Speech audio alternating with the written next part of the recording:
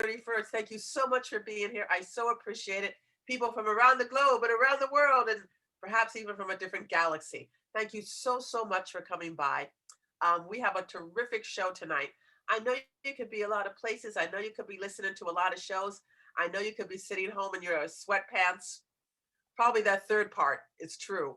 But you decided to come here to our show. And with all my heart, I so appreciate it.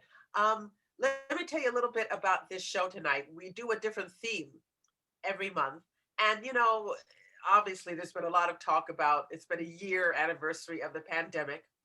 And it made me think of one of my favorite tunes, a Grateful Dead song. Um, and the lyrics are sometimes the lights are shining on me, other times I can barely see. Lately, it occurs to me what a long, strange trip it's been. And that's the title and the theme of our show tonight. What a long, strange trip it's been. I've always loved that Grateful Dead song. It spoke to me very deeply. So you're going to be hearing some people tonight talk about their version of what a long, strange trip it's been in any time of their life. Before we start, though, I want to give a huge shout out to the woman who made it possible for us to do this. Otherwise, it would be me with a tin can screaming into a dark alley, which probably happens a lot anyway, but still. Her name is Amber Greenberg. Please give her a round of applause. Thank you. Beverly. Amber, thank you so much. And with that, we shall start our salon tonight. You're going to see some like so freakingly talented people. You're going to want to rush over to their house, masked, of course, and ask for their autograph.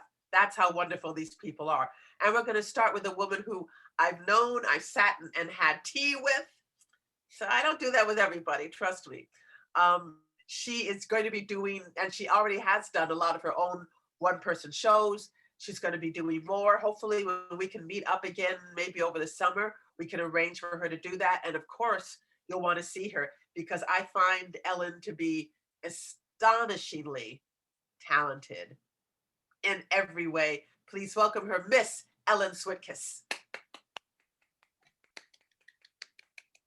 Long, strange trips generally happen outside the home. So this past year of COVID lockdown was not conducive to overseas travel, but it was a very good year for time travel. And so let's trip down memory lane. My father was pounding the table for emphasis. He wanted to ensure that his in-laws realized the error of their ways. He bellowed, "How could you vote for Eisenhower?" It was not a question. It was an accusation. But his father-in-law, mother-in-law, elderly aunts, and uncles did not take the bait. They just stared, shrugged, and explained. "We like Ike." My mother drew her hands to her heart as if in prayer and quietly affirmed, "Adlai Stevenson was our choice." I was just a kid. And even though politics was not yet my cup of tea, I could see that my parents took their civic responsibilities seriously. 4 years later, their commitment was rewarded. This time, their man won. John Fitzgerald Kennedy beat Richard Milhouse Nixon. The young, handsome man would live in the White House now. Even a knucklehead kid like me could sense a new excitement in the air. I asked my parents, "Why do you like President Kennedy so much?" My mother paused, got a twinkle in her eye, and said, "We like the Kennedys because they live life to the fullest. They do things like water ski." She was making it clear to someone like me. My father added his 2 cents. "The Kennedys are like us.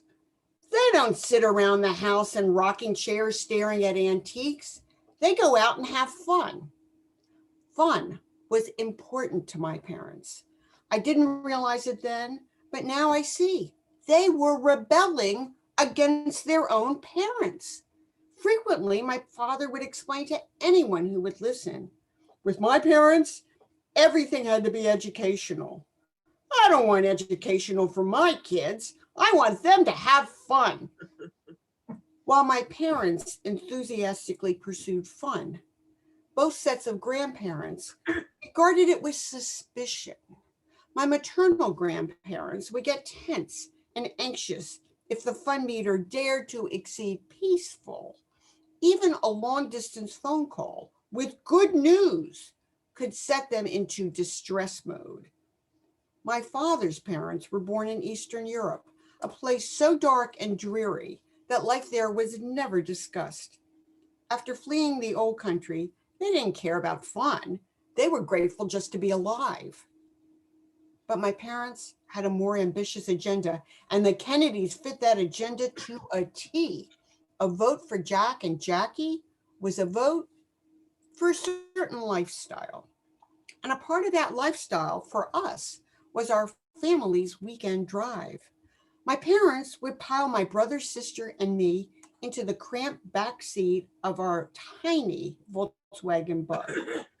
Off we'd go in search for adventure. Now, this was before Ralph Nader had successfully lobbied Congress to mandate seatbelts in all cars. So we kids were in constant flux, fighting and squirming and squealing in the back seat.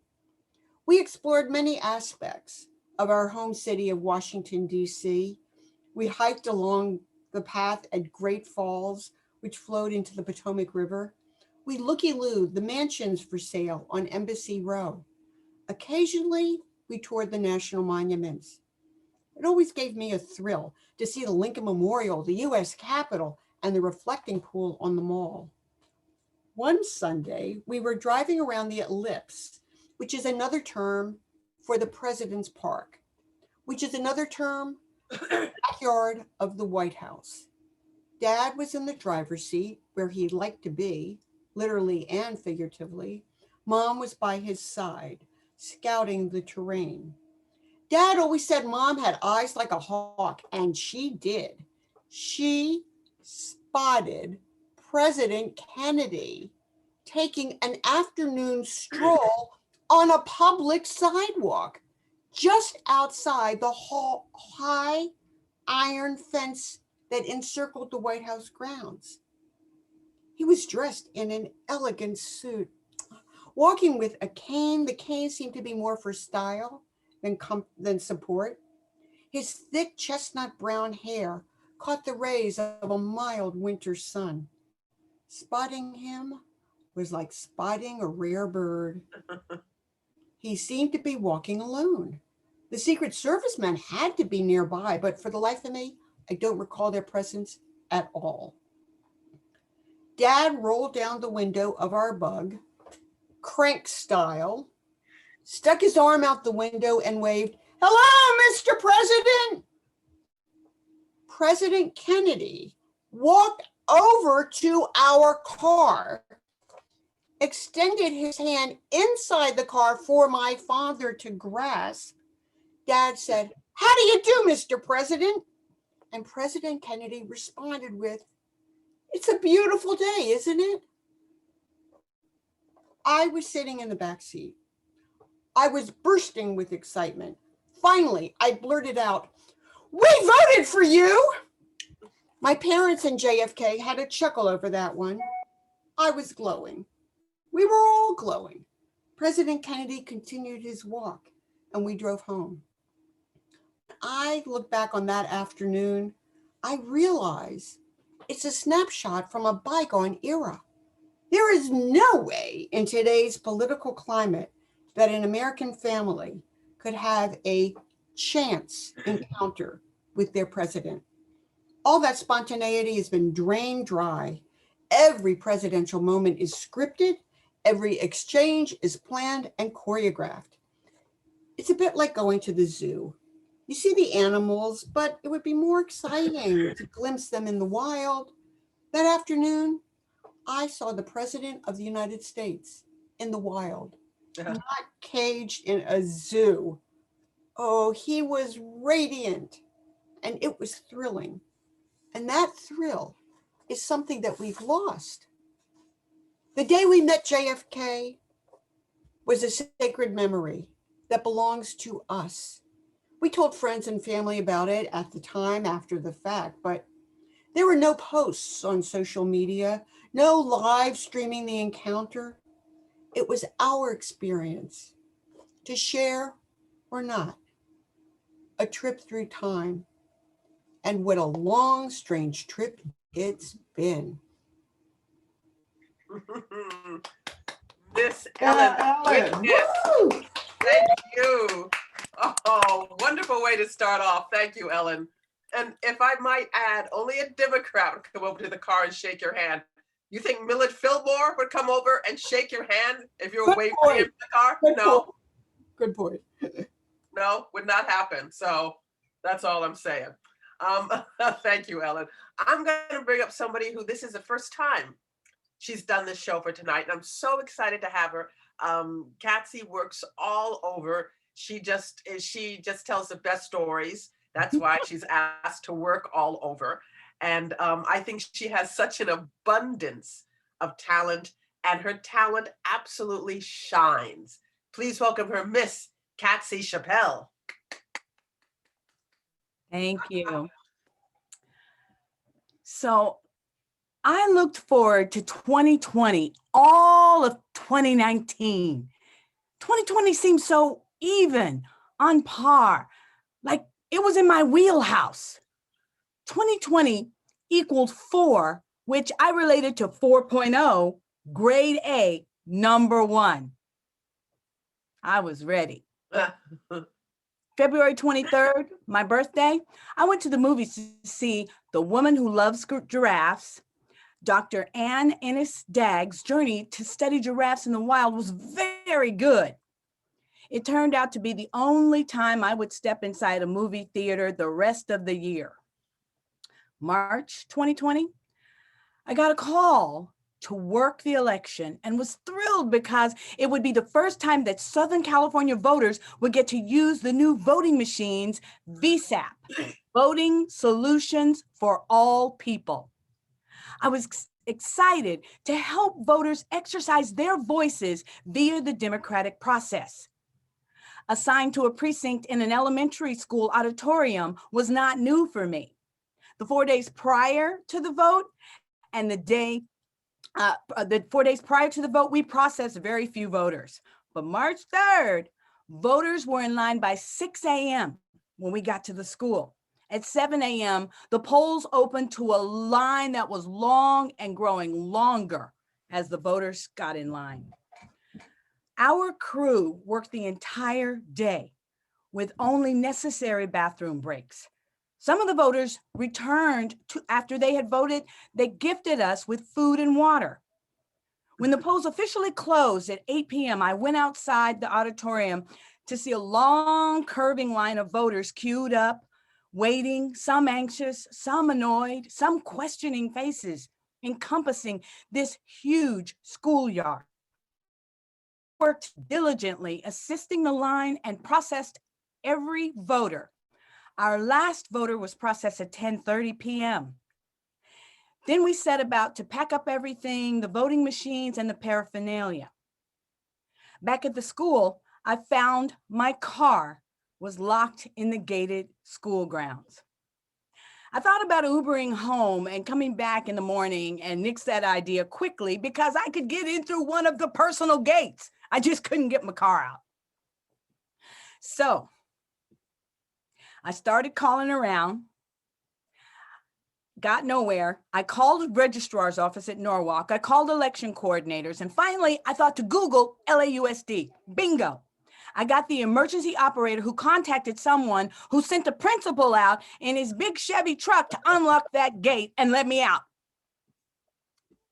Also early in March, my elderly friend slipped getting into the shower and broke her femur, which netted her a 3-month rehab stay. I handled her household stuff while she was away. When she was released in June, she would come home non-ambulatory. So with short notice of her release, I had the shag carpet, gold, old, gooky shag carpet removed, pulled up from her floors, and found she had hardwood floors underneath. The living room I turned into her bedroom, and it now included a Hoyer lift to get her up and out of bed. By this time I'm locked in at home. I'm just figuring out what to do. And I had sewn several hundred masks and donated them to frontline workers. My friend didn't like masks where she couldn't see below. She'd been 3 months in rehab with only seeing people's half face, and it made her crazy. So I made a see-through mask to wear when I visited her, and she loved it. And she always greeted me like she was an angel at the top of a Christmas tree, because she could see my entire face. We would visit, and sometimes I would call her folks on my iPad. At 91, the little screen that she would talk to her relatives with made her smile, and it was very amusing for her. I got to do some corporate comedy stand-up shows that were booked prior to COVID, and I did them through Zoom. Hello, Zoom. They turned out fun. I was able to figure out how to do virtual workshops as well. And I loved, at the end of the show, closing the computer, walking 10 steps to my TV chair, and I was home. In June, I took my first ever script writing class via Zoom. And in 8 weeks, I had finished a pilot script. I signed up for another 8 weeks, and now I have 2 totally different pilot scripts. I never would have thought I could written a script, but by golly, I got 2 now. Are they good? Who knows? Are they out of my head? Yes, they are. October 2020, I got to assist my 91-year-old friend in getting her vote ballot mailed in, and we tracked it online, and she was relieved and pleased when she saw that it had been received by the registrar recorder's office and would be counted. I worked the November election as coordinator over 5 precincts. The 4 days prior to November 3rd had been busy and good. It was late, and I'd just gotten in bed, grousing about how soon I'd be getting up when my cell phone rang. It's midnight. It's the manager of the caregiver company. My 91-year-old friend has just passed. I talked to her relatives, and then I drove over my friend's house because her family asked me to, and because I wanted to say goodbye. I also needed to sign the paperwork releasing her body to the donation company. Through tears, I watched as the driver and his assistant gently wrapped my friend, placed her on a gurney, and rolled her away into the night. Early 2021, her home was sold, and the family hired a junk company to come and clean out her house before escrow closed. I was to meet the junk guy, and I met him at my friend's house so he could assess how much it would cost to clean all this house out. I watched his eyes go big with what looked like happiness at the house full of furniture and stuff my friend owned. He had that kind of cha-ching look about him as he went through the house, dollar signs, dollar signs. I thought, buddy. I don't know what he was charging the family for this job, but I decided to help some of my friends' stuff stay in the neighborhood that she had lived in since 1980s. I listed stuff on Buy Nothing groups and gave away lots, as much as I possibly could. I left that place barren. The neighborhood folk got inside stuff and outside stuff too, including house plants, herb plants. I even gave away her trees. They came and dug up her papaya, her fig, her small orange trees. They couldn't take the Meyer lemon tree because its roots were too big and under the house. I gave away so much stuff, and it made me feel good to know that it would be where it was. I ended up with the rocking chair that was in my friend's bedroom for decades, and it's now my desk chair. Close by is the Sunbeam hot shot maker that I imagine my friend toted nationwide when she did summer stock in all of these tours.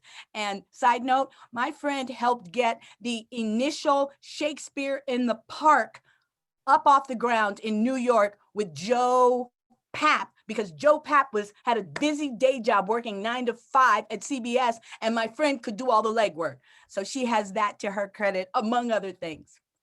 I also have her touch lamp, which lives at my bedside, and I use it to read by at night. 2020 saw me glued to the TV with dread and fear over what was happening. A month after the election was called, I began to feel calm, something I had not felt in 4 years. Calm is glorious. It allows me to have hope once again for a future that had felt dreadful. As of this day, I am down 30 pandemic pounds. I've given away massive amounts of stuff, of my stuff, clothes, linens. I don't need it. I've got 2 TV scripts out of my head and onto the page. I've started my SFD book, and I'm able to enjoy other TV channels. Hello, Curse of Oak Island, American Pickers, and Nailed It. 2020 for me has definitely been long, strange, hang on to your drawers so you don't trip over them kind of year. And as of today, I know without a doubt that I am adaptable, I am resilient, I am alive. Hallelujah. Thank you. Patsy Chappelle. Oh my gosh. Thank you, Catsy. Catsy. That is obvious proof that you are just the finest woman who's ever walked the planet Earth. The rest of us have spent our time baking and eating banana bread. Fat. I say fat to all of us. You are terrific. Thank you, Catsy. I'm so glad you could do the show tonight. Thank you. Thank you. If you want to be a connoisseur of storytelling, you should hook up with this man, because I can think of no better way to find out how to tell a story, how to love a story, how to tell your own story, how to be completely romanticized by the art of storytelling than to listen to this man. Oh, he is gifted. Mr. Ty Fance. Wow, thank you, Beverly. For a minute, I thought you was talking about my brother. Long, strange trip. Wow. Has me scratching my head there because I usually don't think about trips, but came up with something. So here's the dealio. As a kid, growing up in Houston, Texas, I was that kid that would, if I was doing some skinning, because we did a lot of that, some rabbits and stuff like that, and I actually accidentally dropped my buck knife into a bucket of guts, I would have no problem reaching in there with my bare hand, take that knife out, shake off the blood, and just keep on going.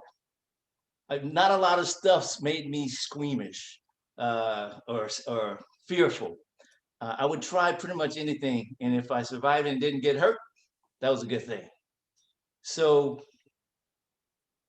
age 9, I'm sitting on the couch, sick, home from school, eating chicken noodle soup with crackers, and I pulled up this blanket, this old blanket that we had, and so I'm all comfortable, sitting there chilling, and when a knock at the door happens. Now, unbeknownst to me, and I love that word, unbeknownst.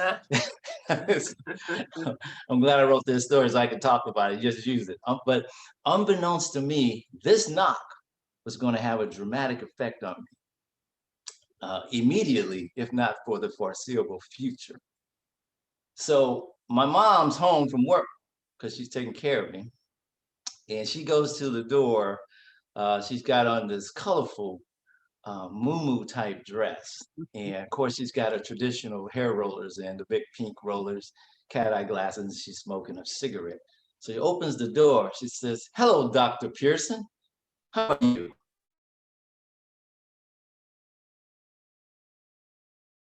Local free clinic doctor. He's about a little over 6 feet tall, thin, good shape, nicely groomed, got a perfectly trimmed mustache, dark features, always had a white shirt and a tie on and black slacks, comfortable shoes. And he always carried his medical bag with him. It was a black leather bag that had this big, thick, healthy looking, I shouldn't say healthy, but a hefty zipper across the top. And I'd seen him before because he used to come to the house to give me or my siblings shots when we were really sick and couldn't go anywhere. So I've seen him before. And I'm thinking the usual. He's going to come in and do what he does. So he walks over. Before he did that, he asked my mother, "So who is it this time?" And my mom was like, "Who do you think? You know, Ty. Who else?" So he comes over and he sits his bag down, opens it up, and reaches around. He's looking around for something. He finally finds a syringe, takes that out. Then he takes this small bottle of medicines, a clear bottle with clear liquid inside. He looks at me, looks over at my mother, and I'm wondering, this is a little unusual, but okay. So he takes the bottle and he sticks the needle in, draws out some fluid, and does that traditional movie thing where they put it to the side and they push a little bit and get the spritz to come out of the tip. He does that. Still no thing. I'm thinking this is a normal scenario, no big deal. I'm the man that I am at 9. So I roll my sleeve up to make it easy for him, and I present my bare arm. At which time, he and my mom take another look at each other. And then my mom looks at me and says, "Boy, turn over, lay down, and pull your pants down to the point where your hip is exposed." What? You heard me. Do it. Do it. Now I'm a little uncomfortable with this because this is a first. I've always had my shots in my arm. So I'm thinking, okay, well, all right. So I pull down my PJs, expose my hip, and doctor leans over. He says, "I need you to relax." I said, "Well, I am relaxed." I was not relaxed. And it was evident by what happened next. Because when he stuck that needle in my hip, I think I farted for like 2 seconds. And he moved back, but he didn't stop with the injection. I guess I was just tense. And he says, and he starts stuttering, right? Now, meanwhile, my mom's apologized. "I'm sorry, it must have been the sardines. He was eating them earlier. And he's so like his dad." And at that point, we paused, and then I noticed that he had this unpleasant look on his face. Now I'm feeling really embarrassed. But as it turns out, the needle had broken. Oh, I guess I flinched or something, but whatever happened, that needle broke. And he said some words that stuck with me till this day. He said, "Wow, that's never happened before." I'm like, okay. I kind of panicked, started hyperventilating. And then he just calmly just reached over, grabbed the head of the broken needle in my hip and pulled it out. And that had an element of pain that I was unfamiliar with. And I've never forgotten. So from that day on, I hated needles. I don't care who was doing what to who. If I saw a needle, I freaked the hell out. Ask my wife. We'd be watching a movie and they go to give a dude a shot. I'll go, "Ugh." I just tense up. So my life at that point was focused on avoiding needles at all costs. I don't think I've seen a needle go in my arm since that day. Matter of fact, the way I would deal with it over the years is I wouldn't look. Or if I was looking, right before it got into my arm, I look away. So I did this successfully over the years and managed my anxiety about it, right? Until about a year ago. I went in for one would consider a routine dental exam. I got to tell you something. Most people's routine dental exams means nothing happens. You go in, they check you out, you're just sleep. My routine experience has been they always find something. yeah. I mean, I am very good at flossing and brushing. Again, you can check with my wife. She thinks I'm the quintessential flosser. But apparently, there's some evil out there that decides that every time I go to the dentist, they need some work done. So this particular visit was not anything unusual for me. So I expected something, but it's usually low grade work. In this case, the X-ray technician comes in. His name was Chad. He was late 30s, kind of happy chap, pleasant, businesslike. And I should tell you this also. I have this thing about pain for medical procedures. I allow for it because I figured let them get done. The sooner they're done, the sooner I can start feeling better.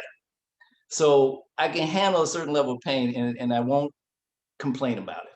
So this guy comes in and he's very was dedicated to this task because what he would do, he set up all these little films. I know you guys are familiar with them. They're little plastic pieces that go in your mouth, but they can be very uncomfortable if they're not put in accurately or carefully.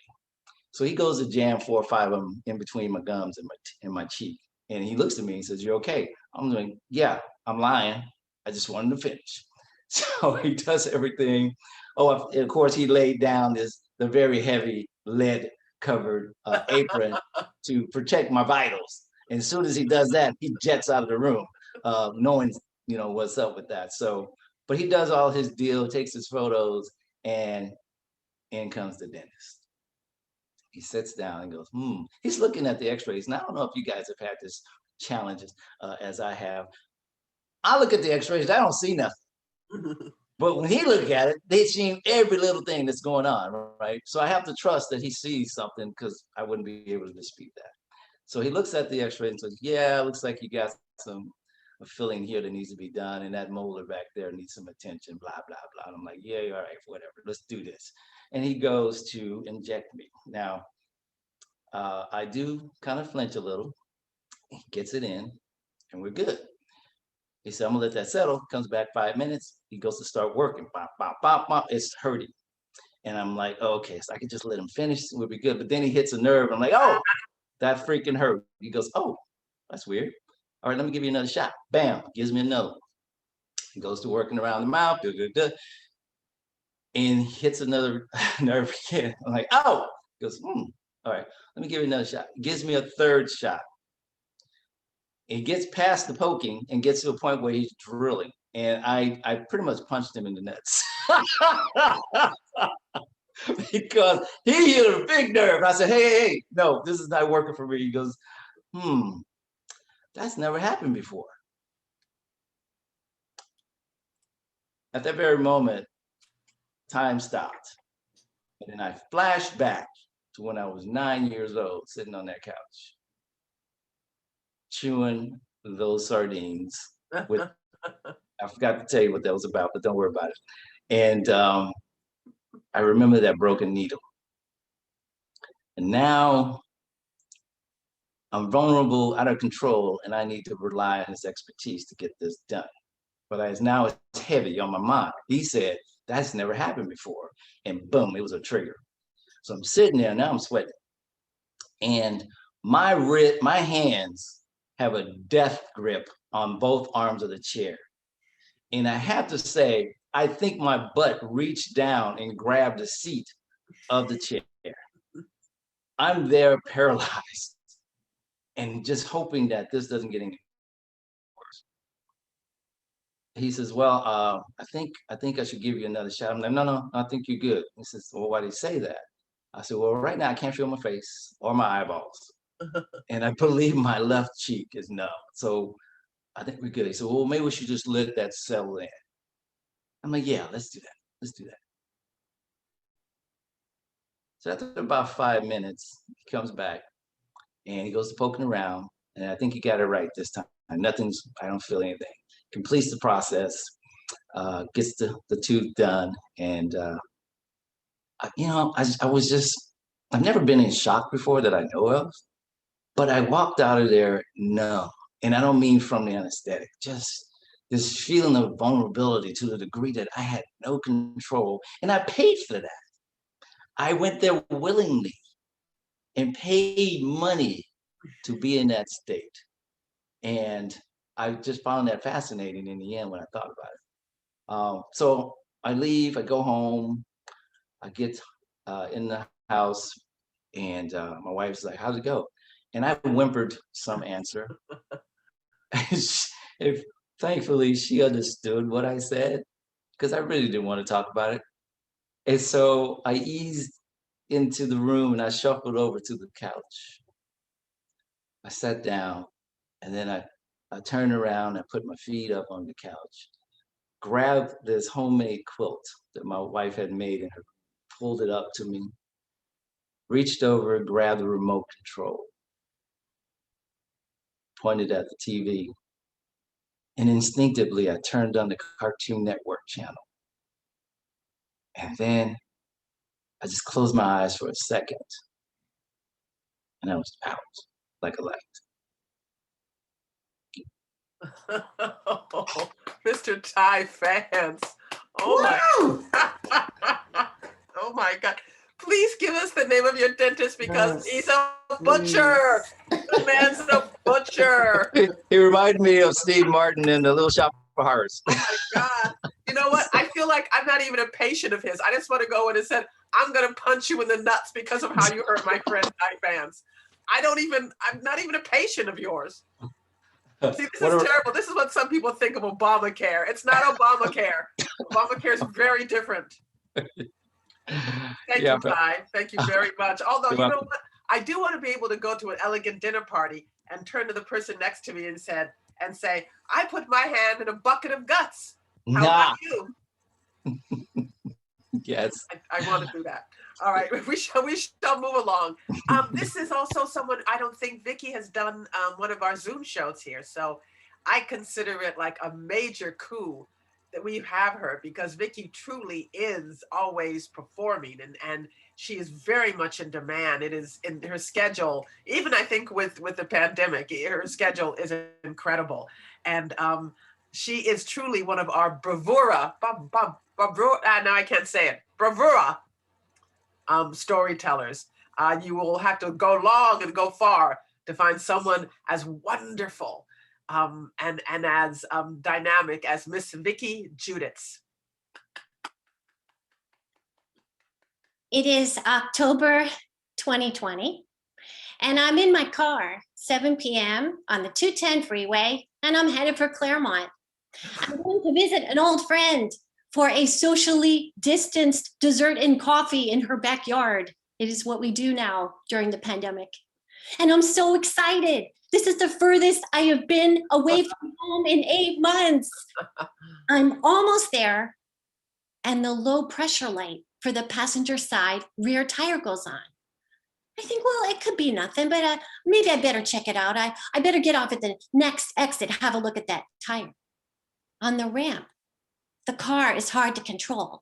I get to the bottom of the ramp and I turn into a school facilities parking lot and I park next to this big yellow bus. I get out and I look at that tire. It is so flat. It's a miracle I even made it off the freeway. And I think, are you kidding me? Tonight? I haven't had a flat in years. And this is practically a new car. This is my all-electric Chevy Bolt that did not come with a spare. Oh. I'm gonna have to be towed home like 40 some miles. I call my friend to cancel. We will reschedule. I call AAA and yeah, they can have somebody out, but it's gonna have to be a flatbed truck because it's a rear tire. And there will be no riding in the cab with the driver because of COVID. I will have to take Lyft. So I'm sitting there in my car waiting. I'm so aggravated. About half an hour later, this big flatbed pulls in. The driver pushes open the door of the cab. He swings down the steps. He's got red hair, a scraggly red beard. He's got the face of an old troll. He's not wearing a mask. I put my mask on. I get out of the car. I hand him my key. He nods. He gets in my car, gets it on up the truck. He climbs down and I say, hey, I know you've got my address from AAA. I will meet you there. I'll take Lyft. And he says, Lyft? That'll cost you. And then he doesn't look at me and he says, you can ride in the cab. Really? Are you sick? Are you? Not that I know of. I've been so careful all this time. I have not gotten into anybody's car. I haven't let anybody in my car. I haven't gone into anybody's house. I haven't let anybody in my house. I order everything online, but you know that Lyft ride would probably be $100 for you. And I'd still be riding with a stranger, albeit a stranger wearing a mask because that's Lyft policy and I'm not sure.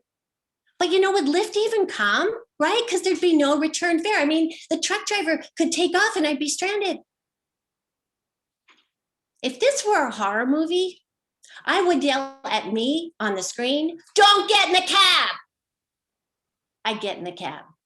The driver gets in, he doesn't put on a mask, but he does roll down the windows and there's quite a bit of space between us. So we set off and I'm nervous and, when I'm nervous, I talk and I say, "Oh, you've been doing this kind of work long?" And he says, "Oh, forever. Nothing stops me." And he's talking really loudly to be heard over the air, rushing past the open windows. And I'm alert for symptoms, coughing, wheezing. He says, I had 2 heart attacks and I was back each time at work the next day. It's like with COVID, you recover if you get right back out there like Trump. I'm high risk, they say, diabetes, smoker, but I'm not worried. All those people didn't die of COVID. They had heart attacks or whatever. "Oh, I hope you're right," I say, feeling queasy. Because see, this is the problem, isn't it? It isn't just the virus itself, it's people's behavior. This man is living his life as if the virus doesn't exist. He could be infected. He could have another heart attack tonight. Oh my God, why did I get in this truck? Too late now, we are on the freeway. Should I ask him to put on a mask? If he even has one? Oh, that would make him mad, wouldn't it? He would pull over to the side of the road and force me out and then take my electric car and crash it to own the libs. He is yelling now as we pick up speed, probably spewing the virus. "What?" I say. "I'm for Trump. He's an outsider, shook things up. Biden, he's so old. If he gets in, he'll die. And Kamala will be president. And then where will we be? I'll have to move to Canada." He waits for my response. I am not going to tell him that I am far left of Biden. I'm not going to tell him I march with Black Lives Matter. I'm not going to tell him that I protest for immigrant rights. I'm not going to tell him that I demonstrate for climate justice. What am I going to say? Ping! Oh, a text coming in. It's my kid. And she says, "Did you get to Claremont okay?" And I text her, I am in a tow truck with a maskless Trumper. He texts, "What? Question mark, question mark, question mark." I say, "It's okay. It's not a hostage situation." She says, "Excuse me?" I say, "I got in this truck of my own free will." "Why?" "To save $100. Mom, you are a cog in the capitalist machine. I'm not. You would do this to save money, risk your own life." I pretend to keep texting so that the conversation with the driver peters out. But I'm so tempted. I am so tempted to pretend to be won over, to get him to say the worst of it, that he hates Antifa, that he hates illegals. He's got a gun in the back. He would shoot protesters on sight. A car barrels up behind us and then swerves around. Another car behind in hot pursuit. And I say, "Disgusting. People out here driving like that, putting all of us at risk." And the driver says, "Idiots." He gets it. He gets it, right? With the drivers recklessly behaving on this freeway, he gets the danger to everybody. But with the virus, he doesn't get it. We get to my house.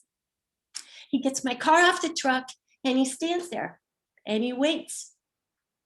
A tip, of course. Thank God I got some cash. I hand him a 20. He smiles.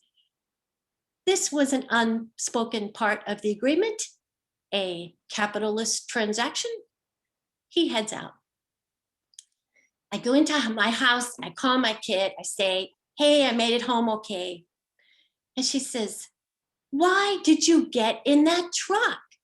This is how people die." And I say, "I think the driver is more at fault." And she said, "Is he, Mom? Is he?" And now I wait day after miserable day to see if I have the virus.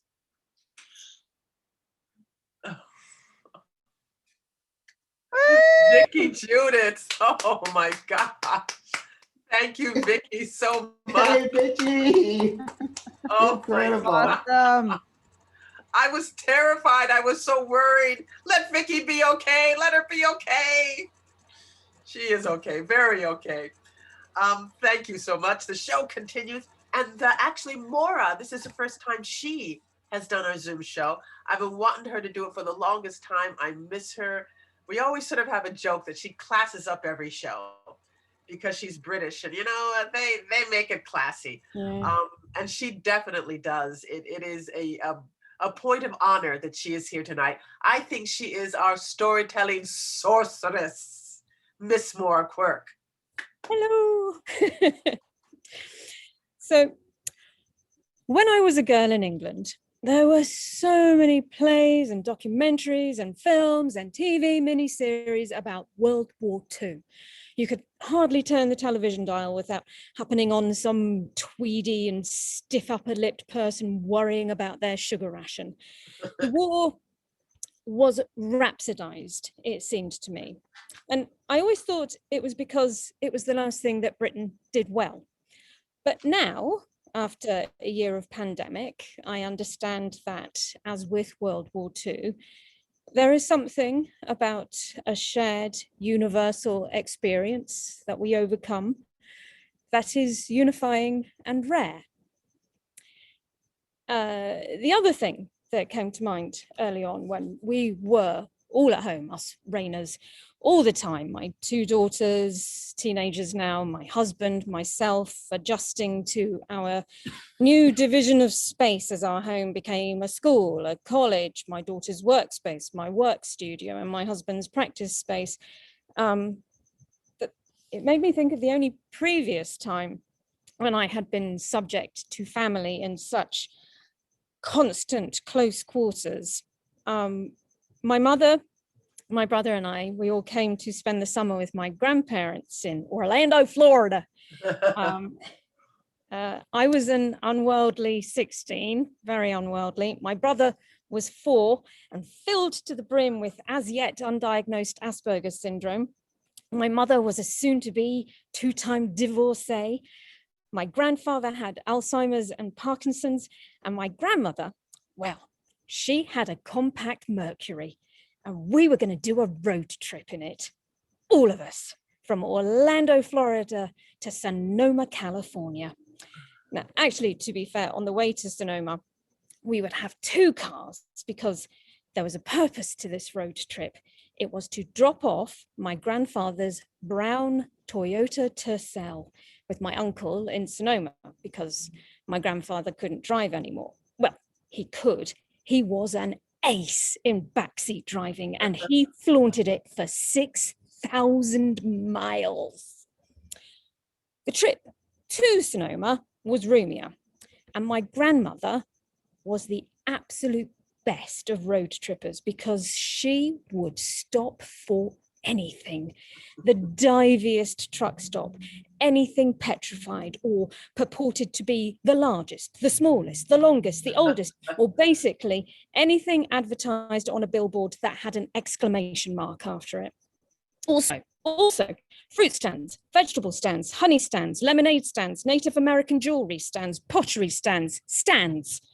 We drive to lookout points, scenic views, historic centers, and anything with a plaque commemorating whatever noble or ignoble thing happened right there or relatively close by.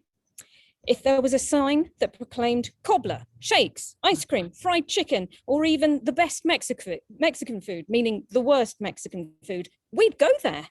Whenever we'd stop to get gas, my grandfather and I would amble over to the vending machine to get a soda. You want a Nija? Should have been his epitaph. On the way there, we drove the southern route. This was Florida, Alabama, Mississippi, Louisiana, Texas, Texas, New Mexico, Arizona, California. Texas took so long. It took so long. But when we started to see the rock formations from the Roadrunner cartoons, I freaked out because I thought, being a little girl from England, that it was something that Tex Avery had made up. But no, they were real, and my mind was blown. Also, it was important to my mother that she take a terribly composed photo of each state. So dutifully, I, with my brother, if I could persuade him, would step out onto the hot asphalt and walk over to pose in front of the now leaving or now entering sign. And every time the passing trucks would sound their loud horns, and I was so used to stuffy, reserved England that I would wave back delightedly. Why are they all so friendly? I asked my grandmother finally. Because you're young and you're wearing short shorts, she sniffed. I kind of refrained after that. We pulled into a motel every evening, and I would head straight to the motel pool because they always had one, an outdoor pool. Can you believe it? And as the cars whizzed by on the nearby freeway, I would swim and cool down, and the sun would set, and then we'd have some dinner. And then in the morning, we'd walk over to the diner next door, and I had pancakes every day.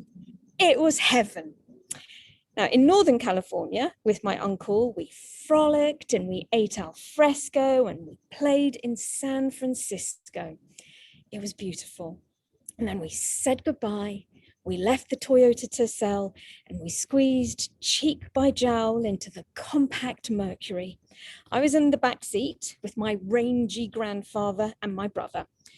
We took a northern route back through Idaho and Wyoming and the Dakotas to see, the greatest hits, the Grand Teton. Trust a Frenchman, my grandmother sort of sniffed. Yellowstone, we went there, Old Faithful, Deadwood, Mount Rushmore.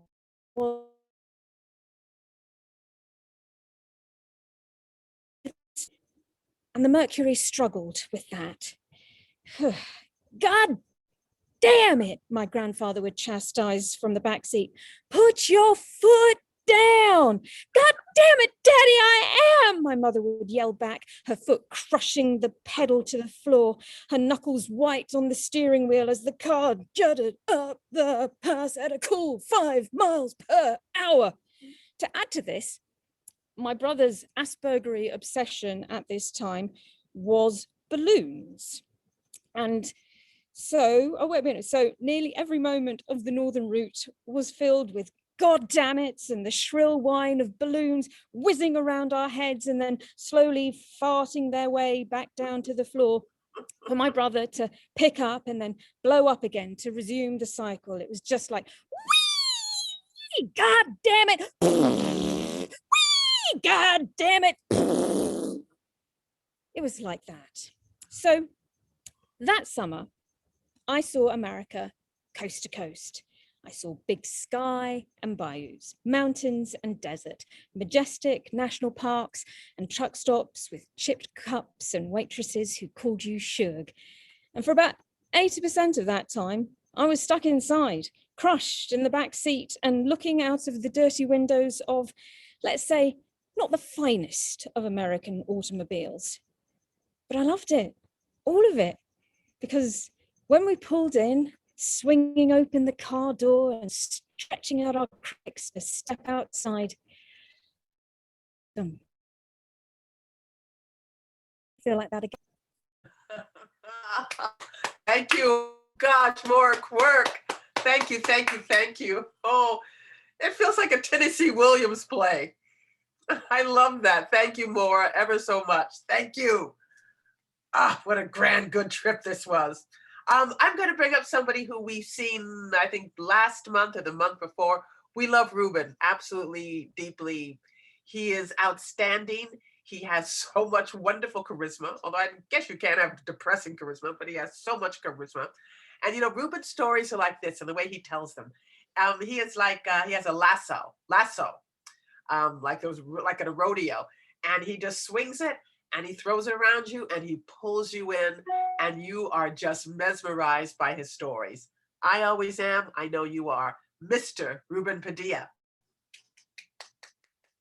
Thank you. Hi, everybody. I'm always amazed how stories seem to have a certain coincidental nature about them, not just on theme night, which is this is. Can everybody hear me okay? Yes? Okay.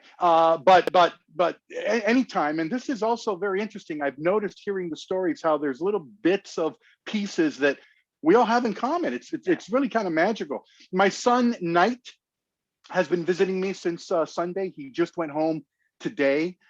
He turns 18 years old tomorrow, and he came up in his Nissan Sentra. It's just a few years old. But for his entire life, I would drive down to San Diego to see him 2, 3 times a week, once a week as he got older and didn't have time for me. But he's always been dependent on me. And now with this new Nissan Sentra, he's a lot more mobile. He's a lot more independent. And it got me thinking about what a long, strange trip it has been. The full story that I want to say tonight begins in 1986. I'm 19 years old, and I'm inside my family magic shop that we owned. And a man named George walked in to tell me that his truck had been stolen with all of his magic props. He was a magician, a circus entertainer. He had toured the country for decades. And since my other family business was Mexican automobile insurance, I felt confident in telling him, listen, the good news is, and I'm half Mexican, so I feel that I can say this. Mexicans are great at Frankensteining a vehicle. It's most likely in Mexico right now, where with some duct tape and wire and parts from other vehicles, it will run forever. It'll outlive us all, if that's any consolation. The reason he was in San Diego was he had come from Florida to take care of his elderly mother. And a few years later, she died in the middle of the night, alone in a rehabilitation facility. And it broke his heart. Without his truck and nobody else that he knew in town, he kind of became dependent on me. Now, he was in his 50s, I was in my 20s, but who cares? What's age? We had great interests together. We shared a lot of experiences. We went to plays, we went to movies, we went to restaurants and parties and shows. I introduced him to all my friends. He spent every holiday and major event with me and my family. And in fact, he became family. In 1990, the only after his pickup truck. It was a 1997 Nissan Altima. It was basic white. It had no radio to speak of. It didn't have any frills. There were no leisurely drives to be had with this car. He just used it for transportation through and through. He took impeccable care of it. He maintained it fastidiously. And he was no longer dependent on me. Even when I moved to Los Angeles in 2000 and only saw him once every couple of weeks, we maintained our friendship, and he maintained that car. Now, 2 years ago, Knight, my son, turned 16. And I don't know what it is about teenagers today, but they don't seem to be in the kind of hurry that we were to get a driver's license. The day they turn 16, they'll wait a year or 2 years. I don't know. Maybe they don't want the responsibility. But he didn't have a car. He didn't seem to matter. So we didn't worry about it. In September of 2019, George, now 80, fell in his house at night, and he couldn't move. He was taken to the hospital. He had surgery, and he was admitted to a rehabilitation facility. I visited him every chance I got. I checked his apartment. I started his car for him. I assured him that all was well. I even joked with him that once again, he was dependent on me, just like the good old days. There was only one problem, actually two, his legs. You see, for years as a circus performer and a magician, he had a signature effect, which was the bullet catch. 12 people have died over the course of history, pretending or not to catch a bullet fired from a rifle. This was his signature effect. And every time he did it, sometimes 2, 3, 4, 5 shows a day in the circus, he would catch the bullet as it was fired from a .50 caliber rifle.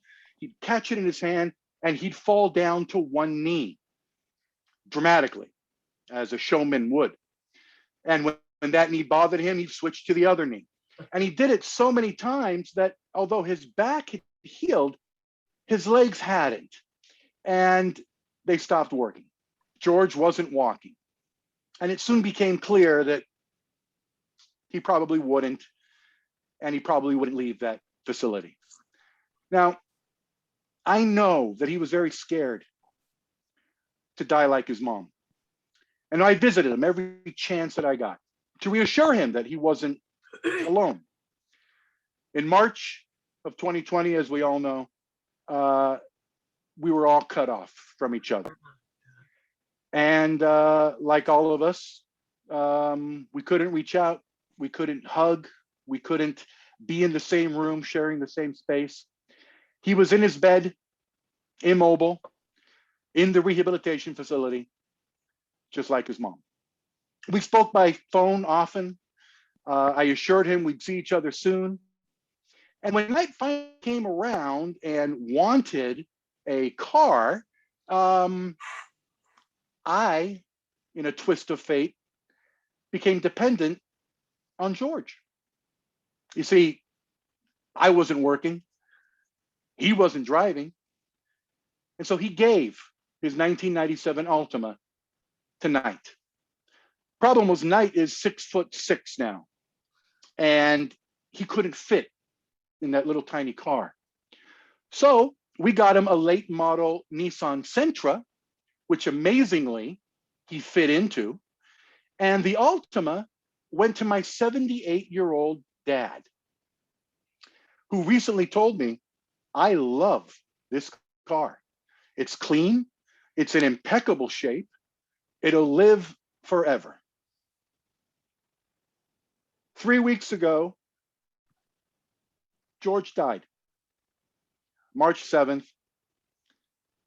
in bed, alone, just like his mother.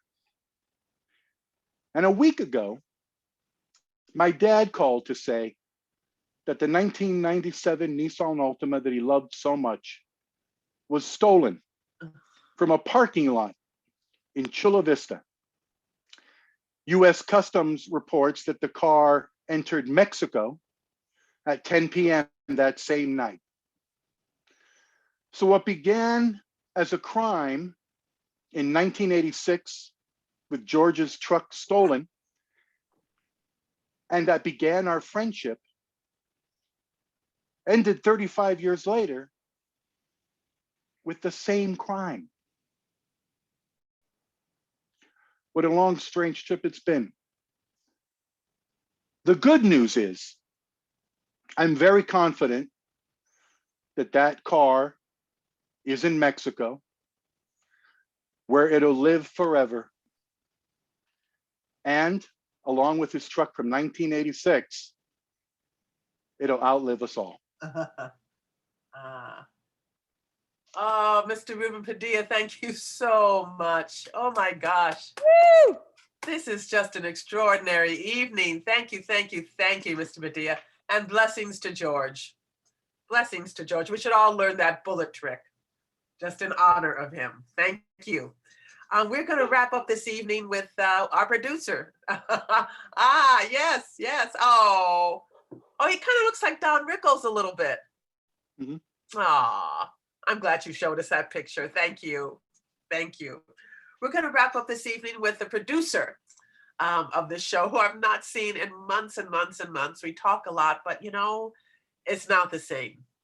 It's not the same at all. I depend on Dan for so many things.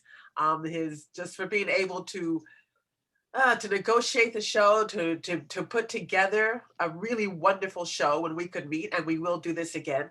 I depend on Dan just to show me how to write a story, how to have a story, how to do a story. He is a stellar, stellar, talented man. How lucky we are to have him. Mr. Dan Farron. And who are you again? Oh, I'm sorry, it's been a while now. When I was young, or I should say younger, my family would make these exhausting trips from Baltimore to Pittsburgh to see my father's family.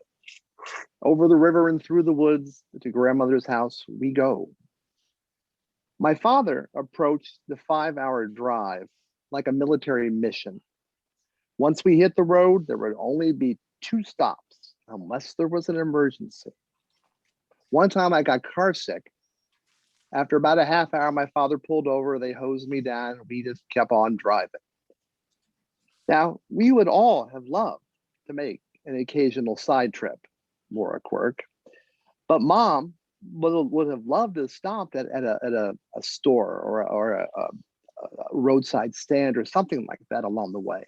My sister and I would have loved to stop at this little rest stop in Lancaster, Pennsylvania, that had a playground and a gift shop and had great hot chocolate and always had the newest comic books. But we feared the wrath of my father, the buzzard, as my mother called him. Picture Darren McGavin in Christmas Story, okay? So we rode in silence. Well, one trip, we were about an hour away from Pittsburgh, and our next scheduled stop, was going to be a while still. And we passed a sign that said, rest stop, 2 miles. My father says, anyone have to go? Silence from the back seat. A few minutes later, we pass another sign, rest stop, 1 mile. Are you sure nobody has to go? We kind of looked around and no, not really, nothing. And as we approached the rest stop, my father said, anyone have to go?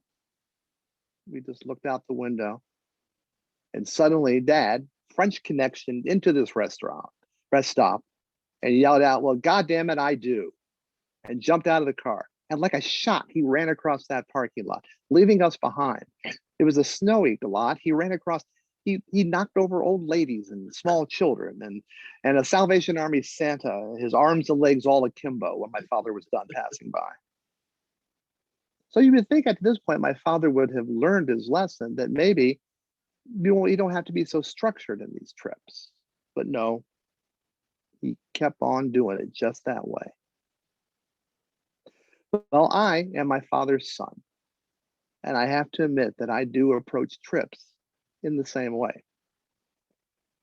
But now, in the past 16 months, I'm different. I won't bore you with the different. I've changed. I'm now a senior citizen, and I'm about to be married for about 40 years now. I want to slow down.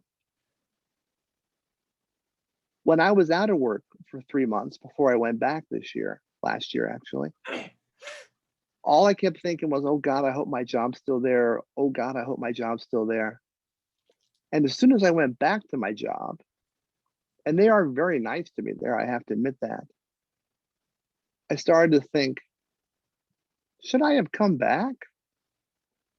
I mean, I kept wondering if this job was still going to be there, and now I don't think I want it anymore. So it was a weird feeling. Now, last Friday, I went for my second vaccination shot. And of course, I'm all business. I show up a half hour early. I'm at the head of the line. Somebody gets out of order. I call security over, have them thrown out of the line. This is just what I do, okay? And afterwards, Mary Lou and I decided we were going to stop at the grocery store so that way, if I had any side effects, that we would have all the food for the weekend and we would be fine. And we both were a little hungry. And we did something that we haven't done in an entire year. We stopped and had lunch. We went to a little Chinese place and we got a bowl of rice and chicken and string beans. And we sat there and had a really nice time doing something that we had forgotten about because we hadn't done it for so long. It was really a nice afternoon. Of course, Mary Lou still eats really slow. I forgot how long that had been going on. And I usually try to bring a book whenever we have lunch because at some point I'm going to have to read a couple of chapters while she finishes smelling her food, looking at her food, examining her food under a magnifying glass, everything she does. But still, it was a delightful trip.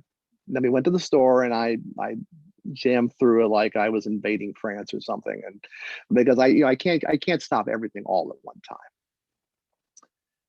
But I'm learning in the long run that this long, strange trip that we've all been on, and let's face it, it's been long and strange for quite some time now. Somewhere along the line, like Bugs Bunny, we made a right turn in Albuquerque, and this is where we all are. But I've decided that in my life, it's time for me to relax. I'm getting close to retirement, I hope. And while I'll still push hard, I want to take it easy. I want to learn to occasionally stop at that roadside stand. I want to stop at a playground, get a hot chocolate, buy the newest comic books. And I want to stop if I have to pee. And after I spent 5 days in the hospital last year with kidney failure, for God's sakes, when you have to pee, go and do it. Don't hold that off. I mean, I know what I'm talking about. Trust me with this. Beverly, back to you. Thank you. Thank you, Mr. Dan Farron. Thank you so much. Thank you. Woo! That is our show for this evening. I gotta tell you, every show has been beyond my expectations, and I am riveted. If I wasn't here, I would make myself come here and listen to these stories.